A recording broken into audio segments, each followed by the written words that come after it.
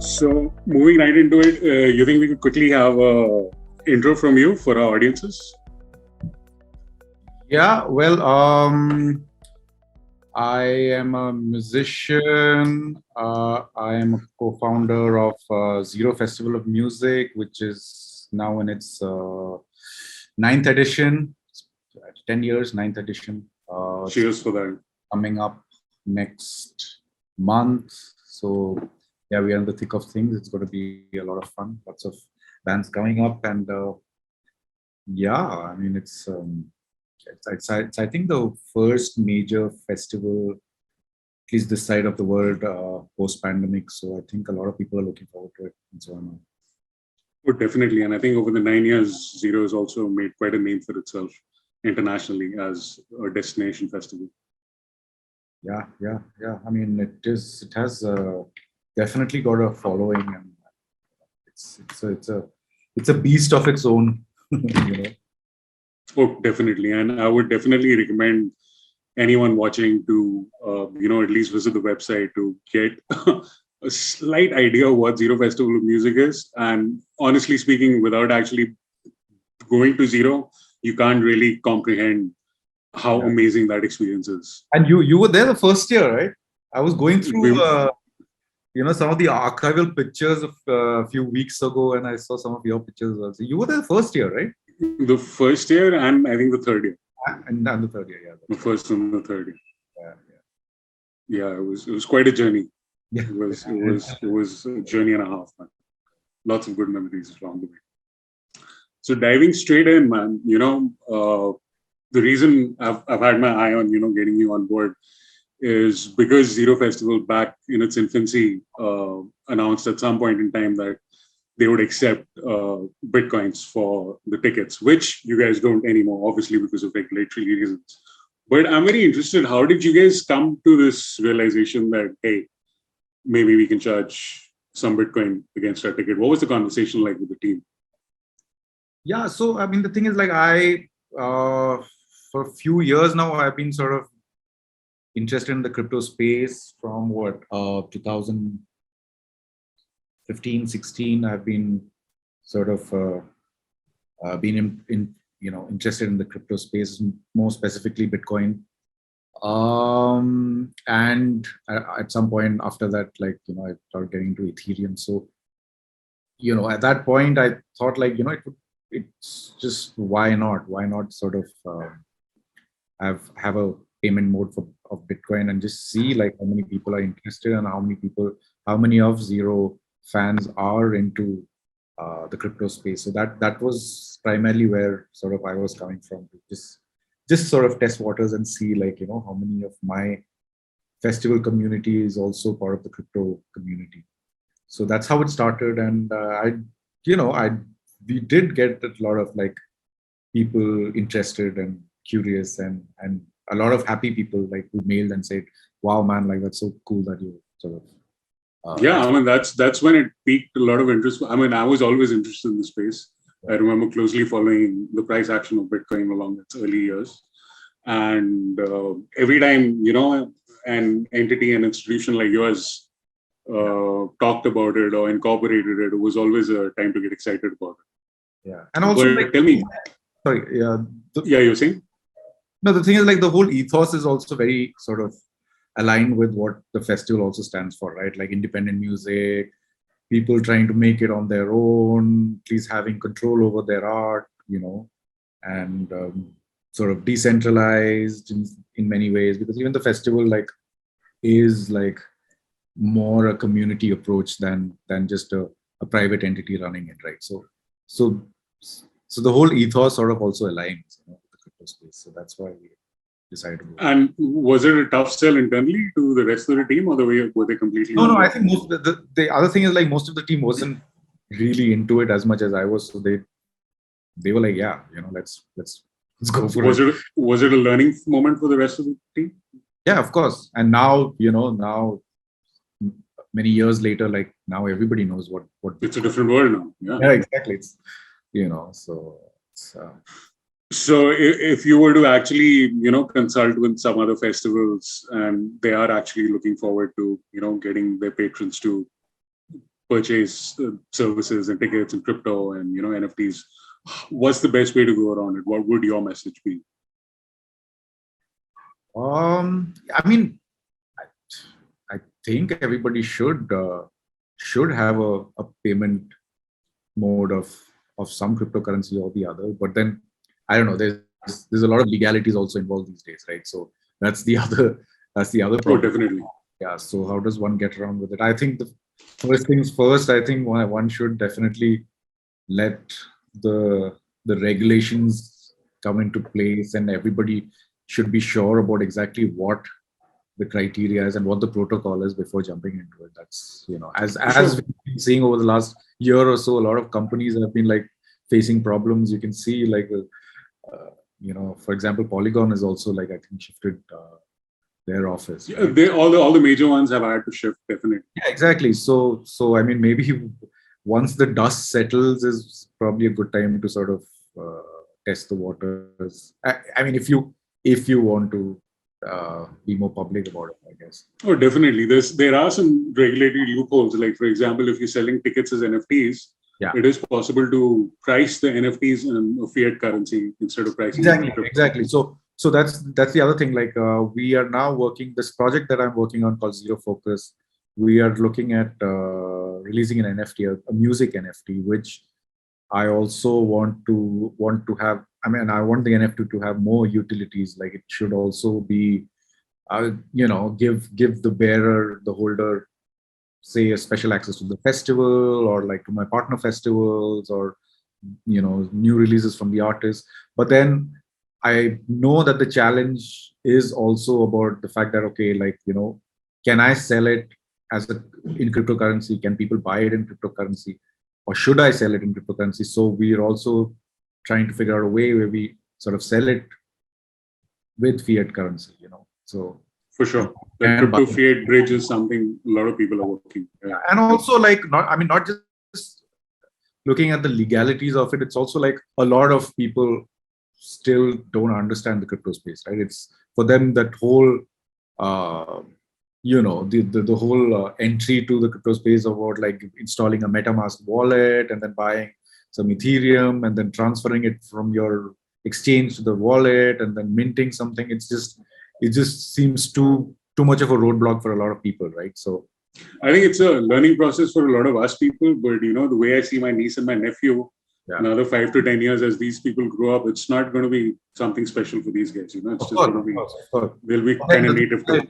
Yeah. But then I also see that a lot of the festival community are people like, say, in their 30s or like, late 20s. A lot of people are still sort of a bit suspicious about the crypto space. So I think definitely they will fear the unknown. That's a given. Yeah. So I think to onboard people, I think it's a good idea to first at least have the fiat payment as an option, so that at least people are onboarded first, and then as things proceed, maybe and once things are put into place, they can use crypto. Definitely, and I think that's when music plays a very pivotal role, because a lot of these people trying to onboard vast numbers of people actually heading towards musicians and the super fans. Yeah. So that's one of the fastest way for adoption for a lot of these companies. Yeah.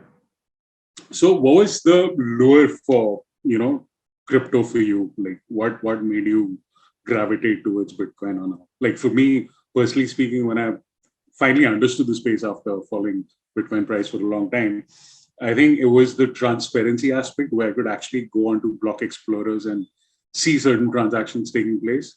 And that was quite crazy, because never in my life have I ever seen proof of a banking transaction or stock transactions, Yeah. So watching $1 billion transaction live is sort of empowering, because never before did you have that level of transparency.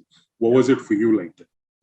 See, for Bitcoin, it was just the white paper, because that was just it's a revelation when you understand the implications of it, and then you realize that, okay, fine, at some point when you understand that, what decentralized means and what owning your money means, what digital ownership really means, and So that was my entry into it, and I was still like sort of a bit wary. But over the last couple of years, like with NFTs, I mean, that's like that for me, and smart contracts, that for me is like a big bulb going out. It's just like, okay, wait, what?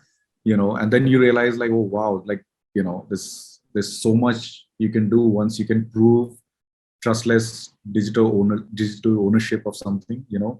And the thing is, like, it's so funny when you try to explain it to people, because people just don't understand the concept of digital ownership, right? Because people are so used to just putting out their content on Facebook or Instagram or wherever. They don't care where their photographs are going, who's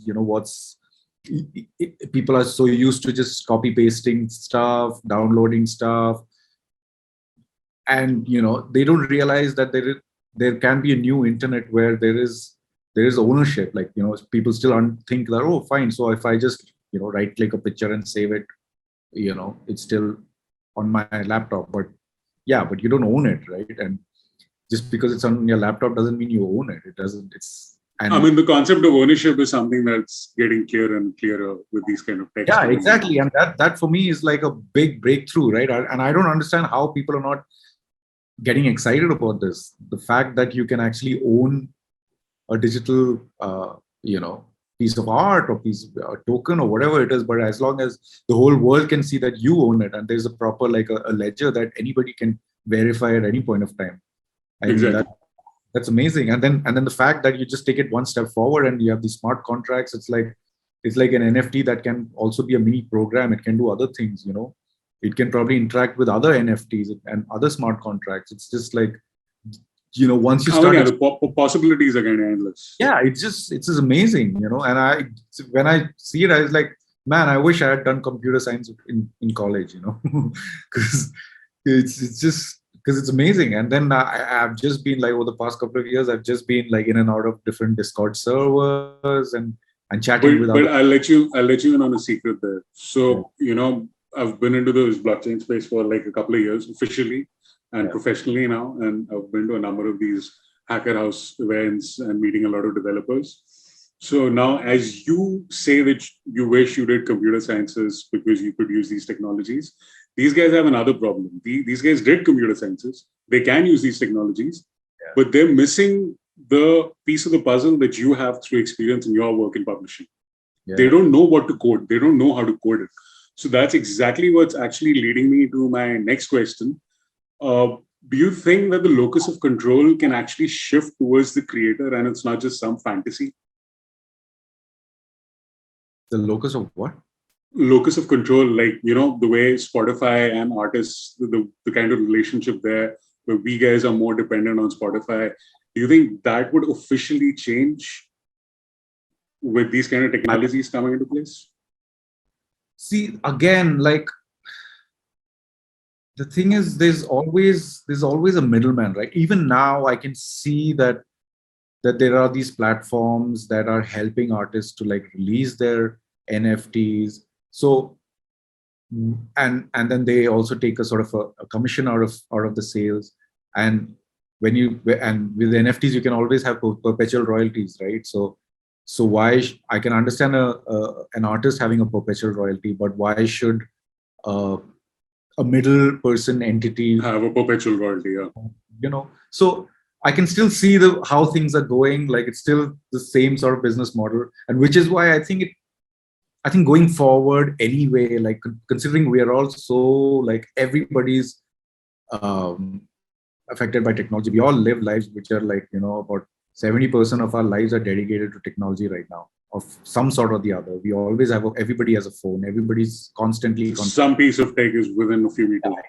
Their phone. So I seriously think that at some point we all should at least learn some basic like sort of coding or something of the other, which at least can help us understand and at least be actual like sort of owners of our own content. Or if you're a musician, whatever, if you're an artist or whatever you are, like, even if you're just somebody who just posts pictures online, they have, if you really want like to be running the show and being a real owner in that sense, a locus of center, whatever you called it, I think you should do some basic sort of, looking under the hood studies, you should have some basic understanding of what's actually happening. So artists actually should try and spend some time and figure out how. I mean, if you don't, there's somebody else will come in who will help you do that, and he'll take the because share. Currently, that's the kind of a roadblock that I also face, where a lot of people are like, why don't you just take care of this for me?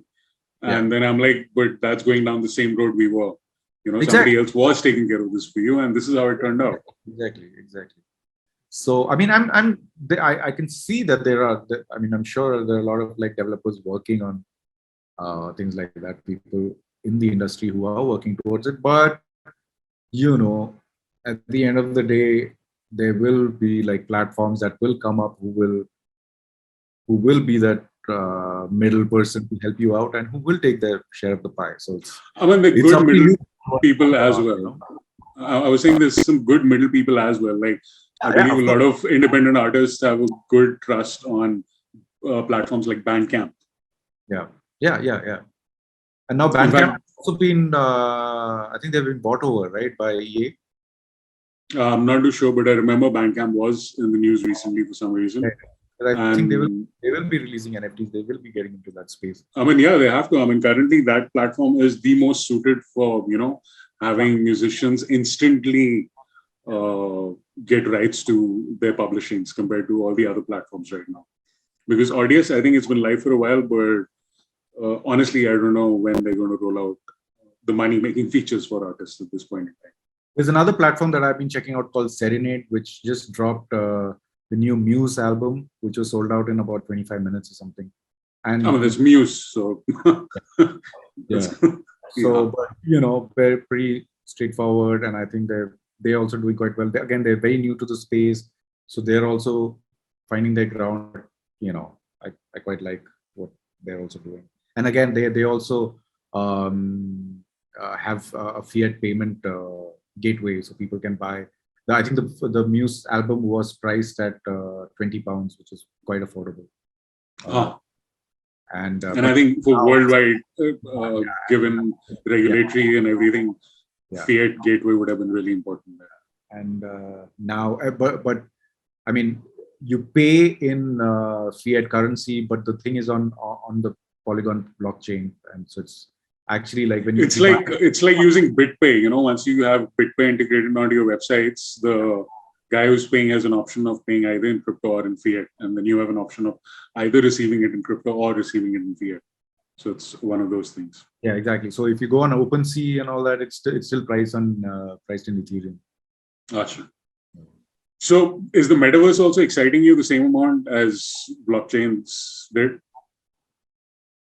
I mean, yes and no. Like where are the real cool metaverse technologies anyway? Which was, it's still like, in the works, right? I mean, I've got myself an Oculus headset. I sort of put it on once in a while. I go check out some experiences and I like it, but then, that for me is like, is more of a real metaverse experience than just going on, some on your desktop and going into some sort of world on sandbox. Definitely. So I've also got an Oculus 2, Minecraft.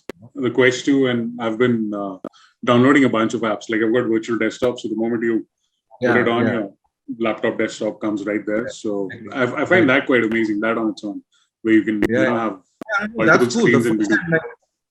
Like this was during the pandemic. I mean, in 2020, I got my first Quest, and I like the minute you put it on, it's like, wow, it's just a shift in everything. I know what you mean. Like, oh, fuck, okay, now I know. Sorry, I'm cursing. And you can understand why that's the future and why people are so excited.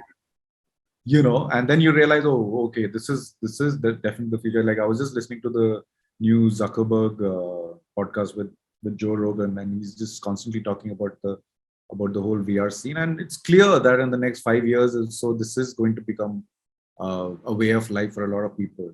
It's definitely. In case you're really excited about podcasts, sorry to cut you. In case you're really excited about these podcasts, there's a podcaster called Lex Friedman. I'm sure you've heard of him.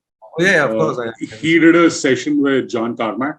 John Carmack is the main programmer behind ID Software, the creator of Doom, Wolfenstein, and he's the guy who's the CTO of Oculus right now. So they had a really amazing session, and they spoke for close to 5 hours. It was quite a podcast to watch. Yeah, I was like, up until a few months ago, I was really hooked onto the Oculus. Like, it was really cool. Like, once, I think, I was in one of these like social sort of worlds, and I met this guy. I guess he was somewhere in New York, some tech investor, and he had this crazy avatar.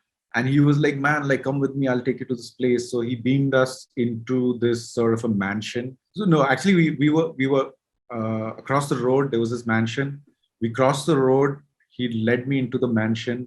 There were all these, like, he told me about this rapper who sort of owns this mansion. There were these beautiful like paintings inside the house. He took me around the house.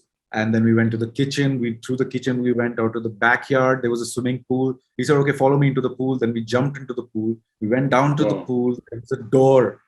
So I was like, wow, okay. Then he opened the door. We walked through the door. There were like these beautiful, like psychedelic neon lights, these corridors, long corridors. We went through these corridors. There was an elevator.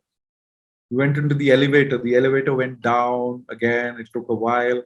The doors open, and we are in this big club, okay? And there are like hundreds of people there, like in all kinds of avatars, like crazy aliens. These are real people? And these are real people. And it's like a full-on party happening. There's like, there's music, there's a DJ. And I was like, well, and for me, that experience felt real. It was actually like I was at an after party, and I was like following this guy, down a rabbit hole. He's like, come with me, I'll show you something. And how easy was it interacting with these avatars? Could you straight away walk up and talk to them? Yeah, you can just straight away walk up and talk to these people. So for me, it was like, that was a real like game changer for me, because then you realize, wow, man, this is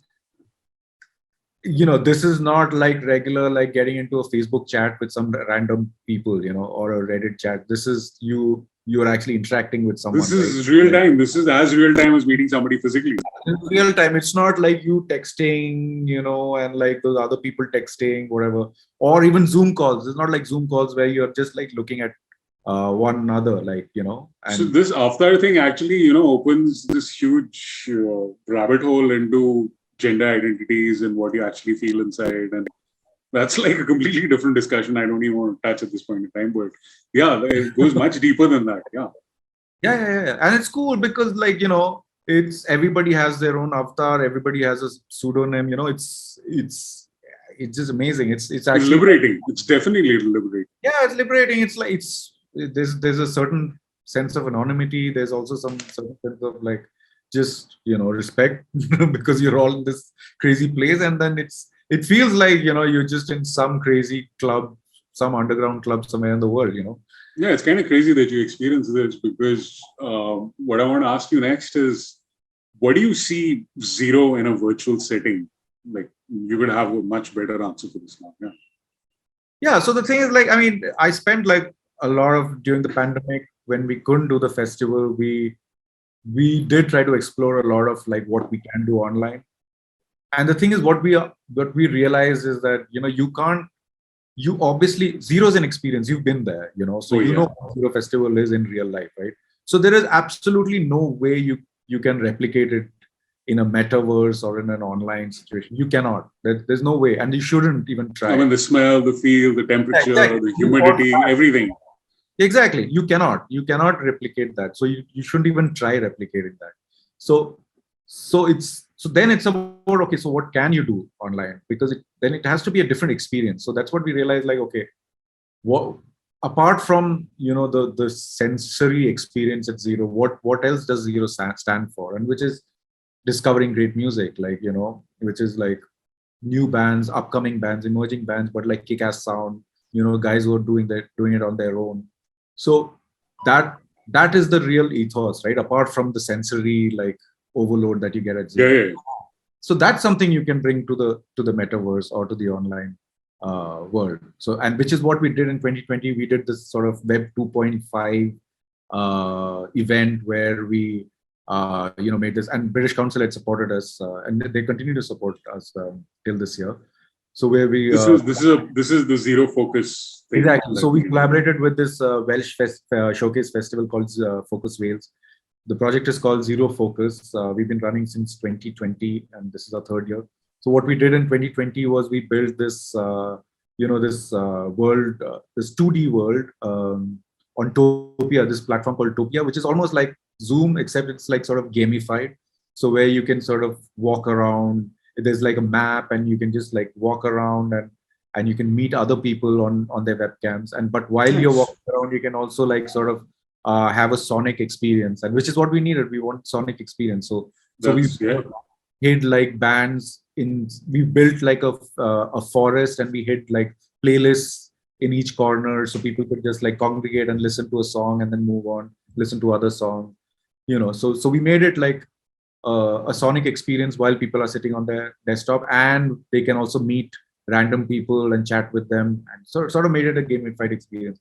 It was fantastic because both the festivals promoted it heavily from their end. So we had like a lot of Indian Ziro Festival attendees come meet a lot of Welsh people from Focus Wales, while listening to like bands from Wales and India, so it was amazing. It was quite like an amazing experience. Again, it was an amazing experience. It was a very different experience from being in Ziro Festival or like Focus Wales Festival. It was a third experience, that people hadn't had before. So even the bands who were there, like they couldn't believe what they were doing because it was so gamified. Nice. Yeah. So and then that's something we took like this year. Last year we identified we got two artists. Like we got 𝗵𝗃𝗃 from Manipur. She's a folk artist, and Edith from Wales, electronic artist. So again, we thought like, okay, if we are doing this like thing online where we are getting people to meet, why don't we just pick up like two really diverse artists and like put them together and see what happens? And which is also what Ziro Festival is about, because it's a diverse mix of artists. Like you have like folk and jazz and rock and electronica, all kinds of music coming together, and yet it works. Like, why? Because there is a common thread, right? Like this integrity, like everybody's like good at what they're doing and they believe in it, and the artists definitely music's binding element. Yeah, exactly. And people come from all over the world, but this kind of music like brings everybody together. So that's what we did, and we got 𝗵𝗃𝗃 and Edith, and they made the song online. Like they were just interacting with each other on Zoom, and they made the song. We sent the rough cut and the stems to 𝗵𝗃𝗃, who's sitting somewhere in Goa, who you also work with. For the mixing, mixing and mastering. Yeah. So he mixed and mastered the thing. And then like this year, we took 𝗵𝗃𝗃 to Wales, and she finally met this girl who she had never met. She'd only met like online. Virtually. And then they checked into a studio, they rehearsed, and then they did a tour, I think about 4 cities in the UK. And now Edith is coming down here during Ziro. She's going to be spending some time in Manipur with 𝗵𝗃𝗃, and then they're going to be touring again. They're going to do a gig in Manipur, they're going to do one in Guwahati, and then they're going to finally end up in Ziro. And then what we're doing also along all these things is like we are telling people about this story. We are gathering interest, and we are also like telling people about this impending like NFT drop that we want to like release this song that they collaborated. We also want to release it as an NFT, because that would probably be the final like great finale to the story of this Web3 technology artists coming together. So the NFT that's being sold, would the rights of the song also be part of the offering in the NFT? No, the rights, of course, the rights of the song will belong to the artist, right? Yeah. So, but I guess the digital ownership or whatever belongs to whoever buys the song. The NFT itself, yeah, definitely. So, you are a musician. You've played a lot of major stages. The way music is progressing now towards, largely electronic and having kick-ass AV shows at festivals, you think metaverse is sort of tailor-made for artists like that? I mean, yeah. See, that's like a 𝗏𝗏𝗏 concert on the Sandbox could be way more killer than 𝗏𝗏𝗏 at Coachella or something.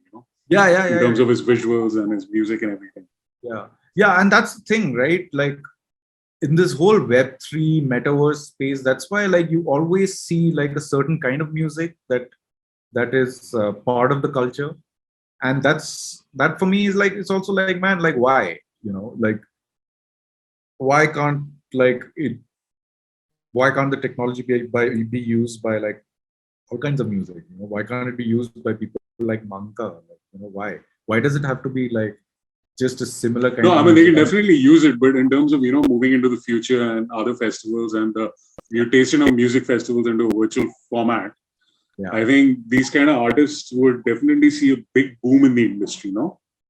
Yeah. I mean, I guess that's because these are the kind of artists that that get into it first. They anyway know how to use technology, right? They've been using it, and even if it's like electronic,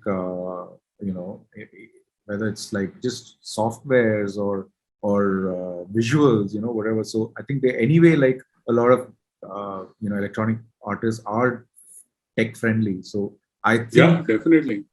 In so fact, a anyway, bunch of these hacker house events have been going, and I've been speaking to some of the developers and telling them, what if in the sandbox you have a basic square room, and once patrons get inside the room, one of the walls is a 808, one of the walls is a 606, one of the walls is a 303, and then people actually can be jamming live inside sandbox. But the problem is explaining to the devs what exactly an 808 is and showing them like a visual representation of it. So that's the disconnect right now, where the devs actually, need to learn about a lot of these industries where blockchain and these kind of techs can be applied to. So is there like a broader roadmap with Ziro and all the augmented reality stuff that you're doing? And is this like phase 1 or something, or this is like a once-off? Yeah, so with Ziro Focus, there is a clear roadmap, and we are actually in phase 2 of that roadmap. Phase 1 was, so we sort of, we segregated into like 3 phases. One was creation, collaboration, one was promotion, and the third was distribution. So collaboration is phase 1, which is done. 2 artists, we picked up 2 artists, they've collaborated, they made the song. Phase 2 was promotion, which is what is happening. Like they're going on tour, they're promoting their song, they're doing AR installations. We did one AR promotion activity in Wales. We are doing another one during Ziro. Can you tell us exactly what the AR activity was? Yeah, it's really cool. There's this app called ОVR. I don't know if you know about it. I know OVR. OVR Lands. It's a Yeah, great app. yeah. OVR Lands. So again, they've sort of, they've distributed, like they've made little hexagons all over Google Maps. I know exactly what it is. I collected a few tokens, and once the app updated, like everything vanished. So I was like, hey, really? what just happened here? Yeah, I had like 40, 50 tokens because there were these boxes lying all around. It's a GPS operated game, I think. Yeah, it's GPS operated, and basically what you can do is you can buy parcels of land like all over Pokemon the world. Go. It's got elements of Pokemon Go in it and all that stuff. It's amazing. So you can buy, sitting here, I can buy like parcels of land somewhere in Japan, and I can. So how do you connect with the OVR guys? Sorry to cut you. How do you connect with the OVR guys for this? So I didn't really connect with them. I discovered the app and then I connected with them. I used the app and then I connected with them. So yeah, I mean, during my whole pandemic, going down the rabbit hole days, I sort of discovered this. And these guys were pretty loud on social media around 2020, but over the past few months, like the social media channels have sort of like died down a little. Yeah. But it was really cool because I bought, like, to begin with, I bought a little hexagon right in front of my house, and I put a dinosaur in there, and I showed some kids around and they loved it. Like, they were like, even now my nephew, like every time he calls it the dinosaur house. So it's amazing the things they can do, right? So, yeah, like 𝗀𝗃𝗃 and all these areas were sold out. India Gate was sold out. Yeah. I bought Lodi Gardens. It feels nice to say that, no? Yeah. So we're using that with Ziro Festival. We put, like, it's great. It's a great app because you at one time you can have about 50 people share an experience, and they actually have avatars. So you can, if you join in, I can see you, and when you talk, your lips also move. When you move your head in front of your nice.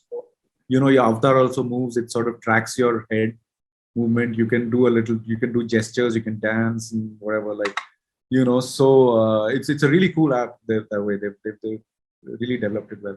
So so that's what we're using for the AR promotion. So again, going back to the roadmap, phase 2 is this promotion that we're doing, which is AR and in real life tours. And also, like, wherever we meet people, we sort of try and educate people about what we're doing, and also, like, try and collect email IDs so that we can send them information later about what we're doing, and also the NFT drop. We are also doing a PO app in our AR experience, so people can go collect a PO app, so we know, okay, these are the people who are more crypto friendly. We can send the NFT later.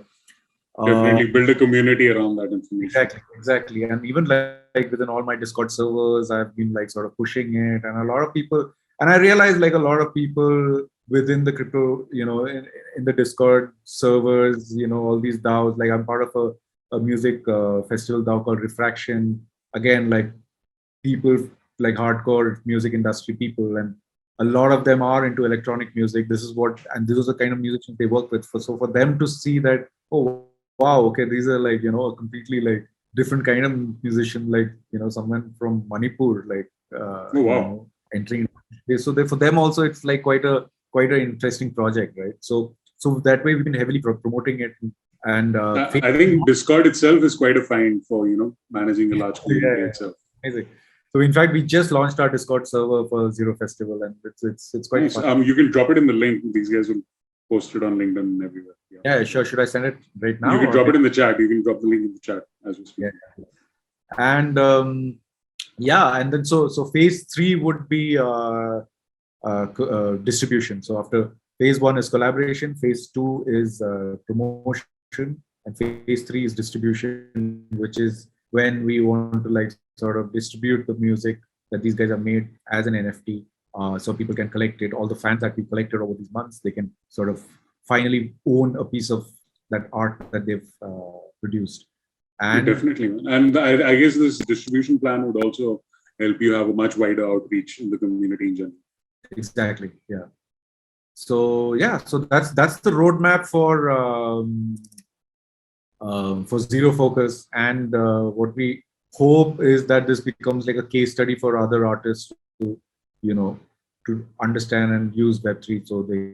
So how do you collaborate? How do you promote? How do you distribute? So that's the plan for Ziro Focus. We want to sort of integrate this whole technology thing with Ziro Festival as well, in the sense, where you have fans, where you have a community. So why can't we have, like NFTs that bring the community together, that give some sort of a value to the community, where people can use NFTs to, I don't know, in real life access the festival, maybe use it to access other events, maybe use it to access any metaverse events that we do, I mean, they can use it as a profile picture for the days they are as a profile picture to begin with, So again, like, there's so many things that can be done. So we still like sort of testing the waters. I believe you guys were even at South by Southwest this year? No, we weren't there this year. No. You weren't promoting that. But you have been promoting Ziro Festival, a lot of international gatherings. Oh, yeah. We were supposed to actually have a showcase, an India showcase, a Ziro Festival showcase at South by Southwest in 2020, and then nothing happened. So, have you come across other music festivals incorporating NFTs? I mean, South by Southwest does. I bought there, even though I didn't make it to the festival, I got the NFT.